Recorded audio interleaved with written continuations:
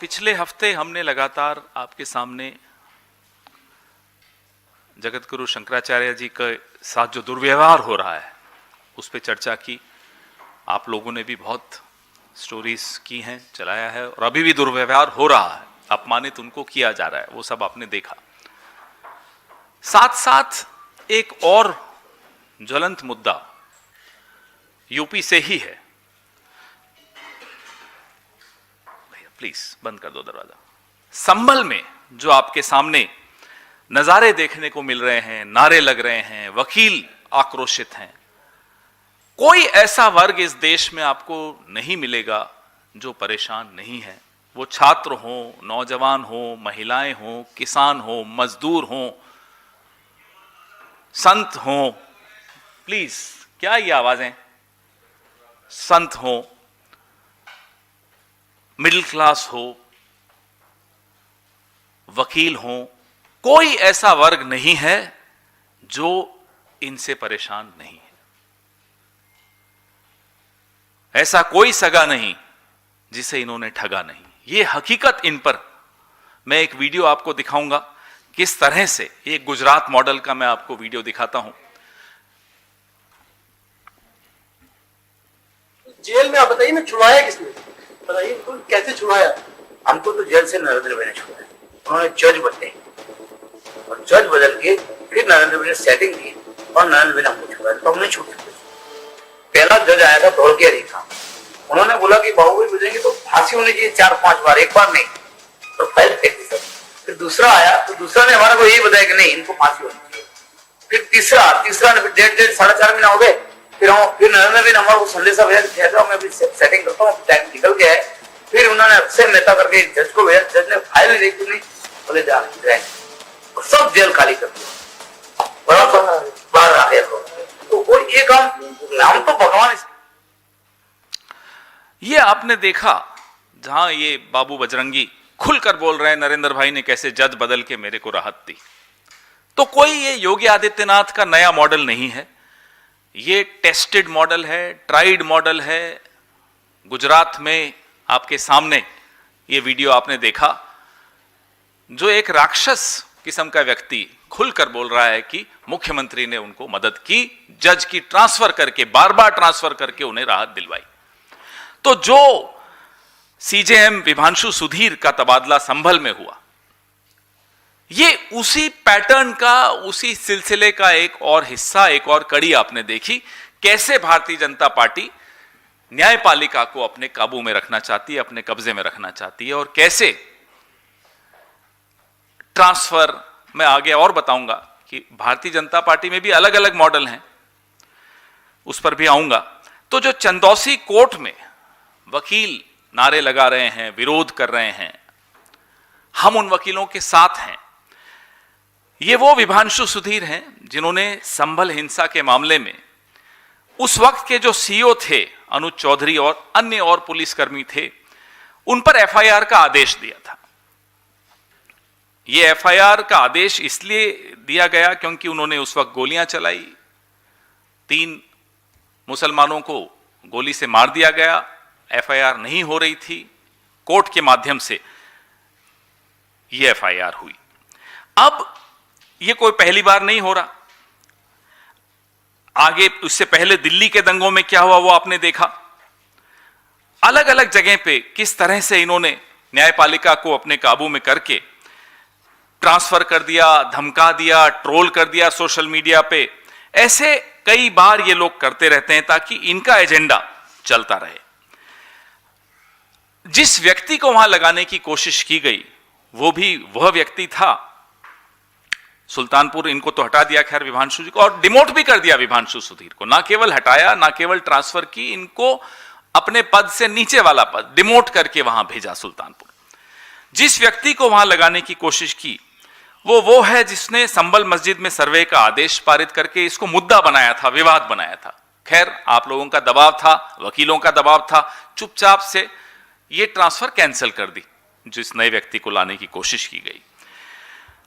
हम और आप कोई केस लड़ते हैं, जाते हैं कोर्ट में किसी के खिलाफ, वकील से संतुष्ट नहीं होते तो वकील बदल देते हैं, लेकिन बीजेपी जज बदल देती है। ये अंतर है। हम और आप वकील बदलते हैं, बीजेपी जज बदलती है। मुरलीधरन, जस्टिस मुरलीधरन का आपने एक उदाहरण मैं आपको देना चाहता हूं। जब दिल्ली के दंगों में जस्टिस मुरलीधरन ने एफआईआर के आदेश बीजेपी के लीडर्स के खिलाफ पारित किए थे, आधी रात को जस्टिस मुरलीधरन का ट्रांसफर हो गया था, आधी रात को।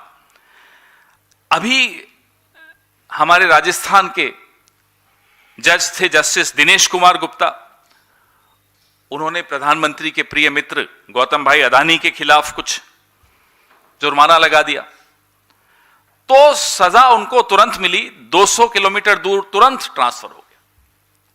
उदाहरण दे रहा हूं मैं आपको कि कैसे ये लोग एक मिनट में जिसके हाथ में इंसाफ का तराजू होता है उसको बांध लेते हैं, उसके हाथ को बांध लेते हैं। ये जो हमने देखा, गुजरात का उदाहरण मैंने आपको जो दिखाया, वो डीजी वंजारा हो, बाबू बजरंगी हो, माया कोडनानी हो, किस तरह से जज पे जज बदल के इनको राहत मिली। ये तो एक मॉडल है। मोटा भाई भी है एक, ये तो छोटा भाई का मॉडल है। मोटा भाई तो जज की ट्रांसफर कहीं और ही कर देते हैं, ज्यादा नहीं बोलूंगा। मोटा भाई का केस अगर किसी जज की अदालत में हो तो जज की मॉर्निंग वॉक बंद, वो किस गेस्ट हाउस में कहां रह रहा है, वहां क्या होगा किसी को नहीं मालूम, तो वो ट्रांसफर कहीं और हो जाती है। तो ये जो मॉडल है, ये लोकतंत्र के लिए, इंसाफ के लिए, न्याय के लिए कितना घातक है, ये आपके सामने है। और मैं बहुत प्रसन्नता से कह रहा हूं कि वकील समुदाय, आजादी के आंदोलन में भी वकील समुदाय ने बहुत अग्रणी, सबसे अग्रणी भूमिका निभाई थी। और जब लोकतंत्र को, इंसाफ को, न्याय को बचाने के लिए मुहिम हमारे वकील समुदाय ने शुरू की है, उसका हम स्वागत करते हैं। जो संभल में हुआ, जो गुजरात में हुआ, जो दिल्ली में हुआ, जो जयपुर में हुआ, ये क्या दिखाता है? ये यही दिखाता है कि भगवान के बाद अगर कोई न्याय की उम्मीद किसी से करता है तो वो राजा से करता है। भगवान भी राजा के माध्यम से न्याय दिलवाता है। और जब राजा इस तरह का निकले कि वो न्याय के रास्ते में आ जाए, वो न्याय न मिलने दे, वो इंसाफ न मिलने दे, वो इंसाफ और न्याय दिलवाने के वक्त धर्म देखे, जाति देखे, भाषा देखे, पार्टी देखे, तो आप सोचिए कि लोकतंत्र कितने कम दिनों का मेहमान अब इस देश में बचा है। हम वकील समुदाय के साथ खड़े हैं क्योंकि वो न्याय की रक्षा में सड़क पर आज आंदोलन कर रहे हैं। उम्मीद करते हैं कि अजय सिंह बिष्ट उर्फ योगी आदित्यनाथ इस गुजरात मॉडल को यूपी में नहीं लाएं, ला चुके हैं वैसे तो, क्योंकि इस मॉडल से निश्चित मान लीजिए कि आम आदमी को न्याय की उम्मीद खत्म हो जाती है। उसको लगता ही नहीं है कि अदालतों में अब न्याय मिल सकता है। जिस तरह का हस्तक्षेप निचली अदालतों में, राजनीतिक हस्तक्षेप हो रहा है, जिस तरह का आतंक फैलाया जा रहा है जजेस में राजनीतिक पार्टी द्वारा, भारतीय जनता पार्टी द्वारा, उससे बहुत मुश्किल हो जाएगा आम आदमी को न्याय मिलना, बहुत मुश्किल हो जाएगा लोकतांत्रिक परंपराओं का जीवित रहना। आपके सवाल।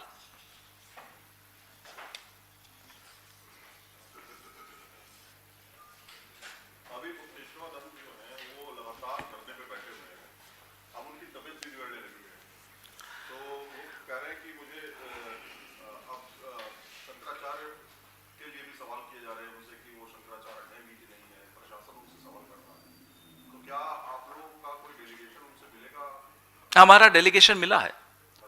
हमारे प्रदेश अध्यक्ष उत्तर प्रदेश के अजय राय जी और अन्य नेता उनसे जाकर मिले हैं और लगातार संपर्क में भी हैं।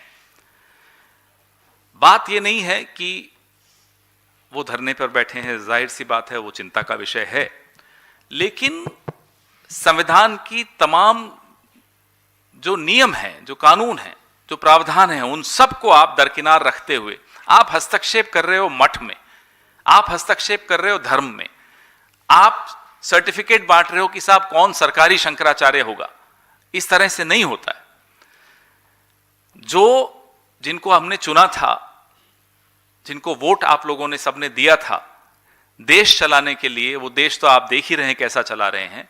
अब वो धर्म भी चलाना चाहते हैं, वो देश भी चलाना चाहते हैं, देश भी तबाह करना चाहते हैं, धर्म में भी हस्तक्षेप करके उसकी सारी परंपराओं को तबाह करना चाहते हैं। ये हम नहीं होने देंगे। आपने कहा कि हम लोग वकीलों के साथ हैं, तो क्या आप लोगों का जो लीगल डिपार्टमेंट है वो उनके साथ मिलकर कोई आगे की कानूनी कार्रवाई करने की हम उनसे संपर्क में हैं। जैसी भी उन्हें आवश्यकता रहेगी, राजनीतिक दल की हैसियत से हम एक अहिंसक आंदोलन में उनके साथ हैं। सर, शंकराचार्य और जो आपकी पीसी है उस पे ही एक सवाल है कि अभी कुछ देर पहले स्वामी अभिमुक्तेश्वरानंद ने ये बात कही कि यूपी का जो सीएम है वो योगी आदित्यनाथ को नहीं बल्कि केशव प्रसाद मौर्य को होना चाहिए। और उन्होंने ये भी कहा कि सीएम की तुलना जो है उन्होंने मुगलों के शासन से कर दी है और बोले कम से कम इनके जैसा तो सीएम नहीं होना ही चाहिए। भाई, जब जो उन्होंने कहा उस पर मैं टिप्पणी नहीं करूंगा, लेकिन शाही स्नान को तो मुगल भी नहीं रोकते थे, अंग्रेज भी नहीं रोकते थे। किसने रोका? शंकराचार्य जी को शाही स्नान करने से किसने रोका? आने वाली पीढ़ियों पर के लिए जब ये कौन बनेगा करोड़पति और इस तरह के आएंगे ना सीरियल, ये सवाल पूछा जाएगा। शाही स्नान में शंकराचार्य जी को स्नान करने से किसने रोका? ए मुगल, बी अंग्रेज, सी कांग्रेस, डी बीजेपी। जवाब डी आएगा, उसमें कोई कॉल अ फ्रेंड भी नहीं होगा। सर, मेरा सवाल है, तेजपाल सिंह नाम मेरा। सर, सामाजिक जीवन में हम संतों का बहुत सम्मान करते हैं, लेकिन अब देखा जाए नॉर्मल व्यक्ति को लगता है कि संतों के पास जाओ, पैर छुओ, आशीर्वाद लो, होता भी है, सब लोग करते हैं, चाहे वो किसी भी धर्म के धर्मगुरु क्यों ना हो। बिल्कुल सही।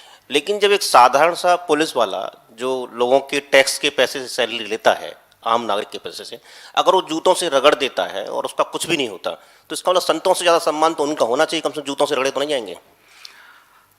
बिल्कुल ठीक बोल रहे हैं आप। बहुत पीड़ा का विषय है जब वो नज़ारे हम देखते हैं कि बाल बटुकों को उनकी बालों से खींच कर घसीटा जाए, तो दुख होता है। बचपन से हम सबको यही सिखाया गया है, जो आपने कहा कि धर्मगुरु हो, कोई किसी धर्म का, कोई पीर पैगंबर हो, कोई साधु संत हो, कोई हो, हम उनको सम्मान करते हैं, हम अपना सर झुका लेते हैं। यहां तो शंकराचार्य जी के शिष्यों के साथ जो दुर्व्यवहार हो रहा है और जिस तरह से अपमानित उन सबको किया जा रहा है, उससे हम सब आहत हैं। किसी पुलिस वाले की इतनी हिम्मत नहीं होती है जब तक राजनीतिक नेतृत्व ने उसको ये आदेश नहीं दिए हों। तो सवाल राजनीतिक नेतृत्व पर, खास तौर पे उस राजनीतिक नेतृत्व पर उठने जरूरी हैं जो धर्म की आड़ में छिपकर वोट मांगता है, जो धर्म का दुरुपयोग करके वोट मांगता है, जो धर्म का इस्तेमाल करके विवाद पैदा करता है। तो यह सवाल इसीलिए हम राजनीतिक नेतृत्व से, नरेंद्र मोदी से, अमित शाह से, आदित्यनाथ से, अजय सिंह बिष्ट जिसका नाम है, उन सबसे पूछ रहे हैं। किसानों को खालिस्तानी सिद्ध किया गया, देशद्रोही सिद्ध किया गया। जहां जहां आंदोलन, छात्रों ने आंदोलन किया तो छात्रों को राजनीतिक सिद्ध किया गया। अभी शंकराचार्य जो संत हैं उन पर भी सवाल उठाया जा रहा है कि शंकराचार्य हैं या नहीं। इसका मतलब यह है कि कल को अगर कोई रिक्शे वाला भी सवाल करता है इनसे किसी पॉलिसी को लेकर के, और लोकतंत्र हमें अधिकार देता है, लोकतंत्र हमें अधिकार देता है कि हम चाहे कुछ भी हों, यहाँ देश का प्रधानमंत्री और मैं दोनों ही बराबर हैं वोट के हिसाब से। तो ऐसी स्थिति में तो कोई भी व्यक्ति सवाल पूछ नहीं पाएगा। इसमें उदाहरण, नोएडा में सेक्टर 50 में घटा 150 में लड़के का खत्म हुआ, वहाँ एक डिलीवरी बॉय जो बहुत छोटी सी कमाई करने वाला होगा, जितने हम लोग अपने फ्लैटों को रेंट देते उतना कमाने वाला व्यक्ति उसकी मदद के लिए तैयार हो गया। वहाँ पूरा प्रशासन और पुलिस मौजूद था। मतलब मुझे दर्द है, मुझे नहीं, हर व्यक्ति को दर्द होगा कि 27 साल का लगभग मेरा छोटा भाई है, उसके साथ घटना हो गया तो क्या स्थिति होगी। और जब उस लड़के को आज जो जिसने मदद की थी उसने पुलिस के खिलाफ जब बोल दिया था, तो उसको 100 से ज़्यादा कॉल्स आए हैं पुलिस के प्रशासन के, और उसकी आवाज़ को दबाने का प्रयास किया जा रहा है। आज का उसका अखबार में स्टेटमेंट है कि वो नौकरी छोड़ दी उसने। जो है क्या लगता है, ऐसे तो कोई व्यक्ति खड़ा नहीं होगा। आप जो कह रहे हैं, पिछले 11-12 साल से लगातार यही उदाहरण मिलते हैं देखने को। सवाल पूछना, सवाल इनको पसंद नहीं आते, सवाल पूछने वाले इन्हें पसंद नहीं आते। कोई सवाल पूछ ले इनसे, इनकी नीतियों के खिलाफ, तो ये उसको देशद्रोही सिद्ध करके रहेंगे। और इनके साथ माफ कीजिएगा आपके कुछ साथी भी हैं, हमारे आपके साथी हैं मीडिया के, उनका भी एक गलत योगदान रहा है लोकतंत्र को खत्म करने में। तो इसलिए मैं बार बार उनके विषय में भी बोलता हूं। ये अकेले नहीं होते, इनको भी हथियारों की जरूरत होती है, कुछ हथियार आप लोगों ने भी दिए हैं, और इसका खामियाजा सबको भुगतना पड़ेगा, एक ना एक दिन आपको भी भुगतना पड़ेगा। आपको अभी लगता होगा कि चलिए विपक्ष को भुगतना पड़ रहा है, इलेक्शन हार गए, अरे वो चलता रहेगा। उससे कहीं ज्यादा हार हम सबकी हो रही है, एज अ सोसाइटी हो रही है, समाज की हो रही है, नौजवानों की हो रही है, सबकी हो रही, कोई नहीं बचेगा। तो जो आपने गिग वर्कर के विषय में बताया, डिलीवरी बॉय के विषय में, उसने एक मानवता के नाते वो किया जो कि डिपार्टमेंट्स बने हुए हैं जिस काम को करने के लिए, वो नहीं कर पाए, वो एसडीआरएफ हो, वो एनडीआरएफ हो, वो जिला प्रशासन हो, लेकिन उसने करने की कोशिश की। उसके बाद उसको सजा देना, इसको परेशान करना, उसको प्रताड़ित करना, इतना प्रताड़ित करना कि अब बेचारे ने नौकरी छोड़ दी। तो ये किस तरह का उदाहरण हम दे रहे हैं समाज में कि आंख बंद करो, मुंह बंद रखो, कान बंद रखो, सरकार जो कर रही है, कह रही है, उसको होने दो, सवाल मत पूछो, हस्तक्षेप मत करो, उंगली मत उठाओ। इसीलिए हम परेशान होकर बार बार आपकी शरण में आते हैं कि उंगली उठाना जरूरी है, सवाल पूछना जरूरी है, नहीं तो एक न एक दिन आपकी बारी भी आएगी। सर इस पे रहिए ना यार, क्या शशि थरूर करते हो। सर, एक द इकोनॉमिस्ट पत्रिका है, उन्होंने एक आर्टिकल लिखा है जिसमें यह कहा है कि 2024 के इलेक्टोरल रिवर्स के बावजूद भारतीय प्रधानमंत्री डोमिनेंट है और रिकवरी पर है। कैसे देखते हैं इस लेख को? मैं बड़ा खुश होता जब किसी ऐसी विदेशी पत्रिका ने डिवाइडर इन चीफ बोला था, तब भी ये सवाल आता। जब विदेशी पत्रिकाएं इनके पक्ष में कुछ लिख देती हैं या लिखवा दिया जाता है उनसे, तब आप लोग सब सवाल पूछते हैं। देखो देखो, इकोनॉमिस्ट ने सर्टिफिकेट दे दिया मोदी जी को। ऐसे सर्टिफिकेट इनके खिलाफ भी बहुत दिए हैं, तब भी सवाल पूछ लिया कीजिए, हम भी जवाब तब दे देंगे। Sir, yesterday Rahul Gandhi had shared a video of having a conversation with the textile exporters. He basically questioned about the US tariffs. BJP is saying that the numbers are showing a completely different picture. We have been called as the fastest growing economy. Giriraj Singh has openly given a challenge to Rahul Gandhi to have a debate, otherwise apologize for making this statement. Look at the situation of the politics of this country. Giriraj Singh is asking us for a debate. He wouldn't know anything about his own department, about his own constituency. I challenge it. You and I will know more about his constituency than him. Fact of the matter is that it's a series of misadventures that have destroyed local production, local manufacturing, MSMEs. Series of misadventures. The latest one is, of course, the tariff by US. Despite surrendering to US, what we witness today is complete dictation from abroad. खड़े हो जाओ तो मोदी जी खड़े हो जाएंगे, बैठ जाओ तो मोदी जी बैठ जाएंगे, दाएं देखो तो दाएं देखेंगे। दाएं में टीपी होता है, टेलीप्रॉम्प्टर होता है, वो अलग बात है। जहां इशारा होगा अमेरिका का, कभी अमेरिका के इशारे पे चल देंगे, कभी चीन के इशारे पे चल देंगे। जैसा उस दिन मैंने आपको कहा, पापा ने डांटा तो मम्मी के पास, मम्मी ने डांटा तो पापा के पास। ये इनकी हालत है, ये हमारी विदेश नीति है।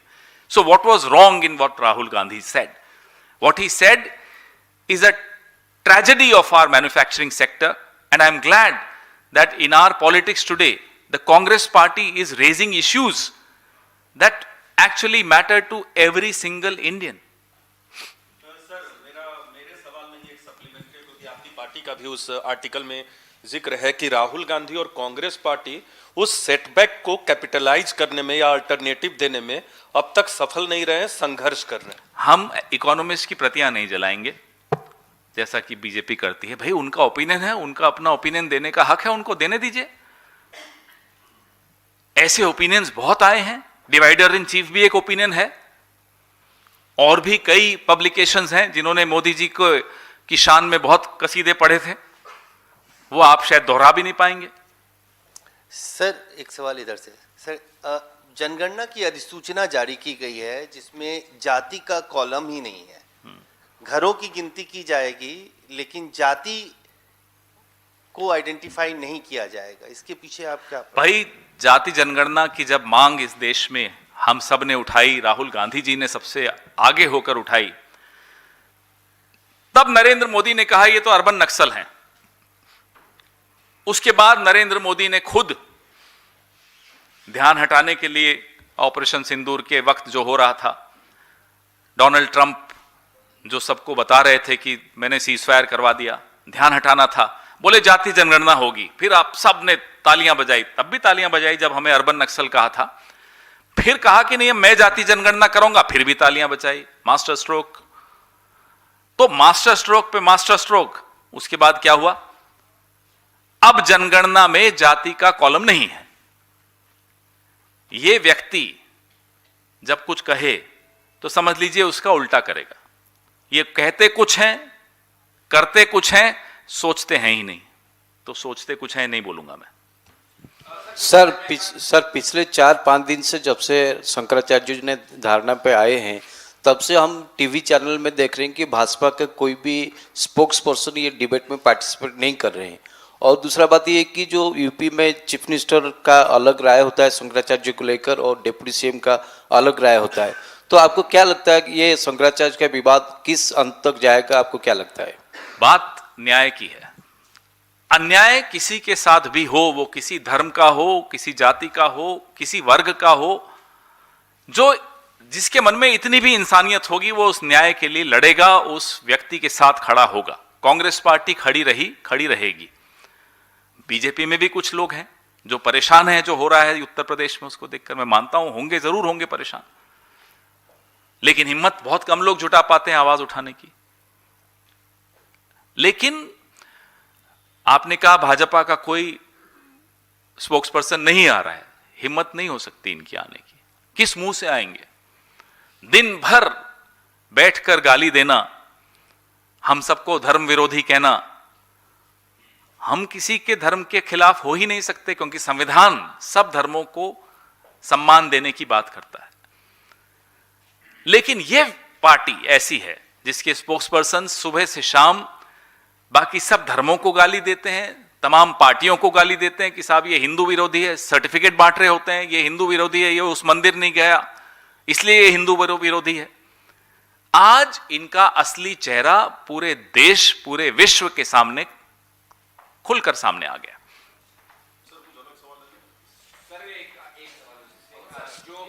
सर 150 एक एक करके नोएडा सेक्टर 150 की जो घटना हुई, राहुल गांधी ने भी अपने सोशल मीडिया पर इसका जिक्र किया। आज उनकी शोक सभा है या फिर इसके बाद क्या राहुल गांधी विक्टिम के परिवार से मिलने जाएंगे? इसके बारे में कोई जानकारी? जब भी ऐसा कुछ होगा जरूर आपको बताएंगे। सर ये बुलडोजर कार्रवाई जो है वो लगातार हो रही है, अलग अलग जगहों पे आप देख रहे होंगे तस्वीरें। ये वाराणसी में भी जो है बुलडोजर कार्रवाई दाल मंडी में शुरू हो चुकी है। बड़ी संख्या में दुकानें, वहां पर व्यापारी जो है परेशान है। उनका कहना है कि उनका सालों से कारोबार यहाँ चल रहा था और अब अचानक मैंने आपको इस प्रेस वार्ता की शुरुआत में कहा, ऐसा कोई ठगा नहीं जिसे इन्होंने ठगा नहीं। ये सबके खिलाफ हैं। ये सिर्फ अपने 2-3 दोस्तों को छोड़ दीजिए, बाकी ये किसी के साथ नहीं है। रोज साबित हो रहा है, अब आपके सामने हो रहा है। विरासत, मणिकर्णिका घाट हमारी संस्कृति की विरासत, उसको तबाह कर दिया। दाल मंडी आप जिक्र कर रहे हैं, हमारी पार्टी के लोग वहां हैं, आंदोलन में साथ दे रहे हैं, उनके विरोध की आवाज को प्रबल कर रहे हैं हमारी उत्तर प्रदेश कांग्रेस कमेटी। लेकिन रोज इनकी पोल खुल रही है। जिन जिन से ये वोट लेते हैं, समर्थन लेते हैं, उनको ट्रोल्स में कन्वर्ट करते हैं, उनको भक्त बनाते हैं, उन सबको ये मूर्ख बनाते हैं।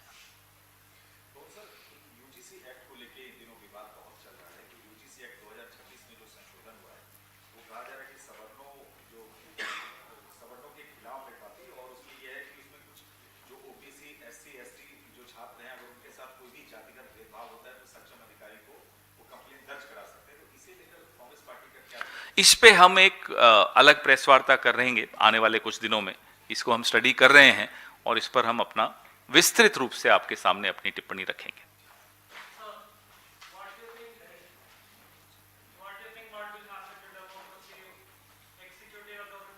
actively interfere in judiciary matters. Well, that's what we've been talking about in this press conference, and we've given you several examples of how the BJP, whether in Gujarat, whether in Rajasthan, whether in Delhi, and whether in Uttar Pradesh, they have been not only interfering in the judicial process, they've been trying to control it, dictate it, and use the judiciary to subvert justice.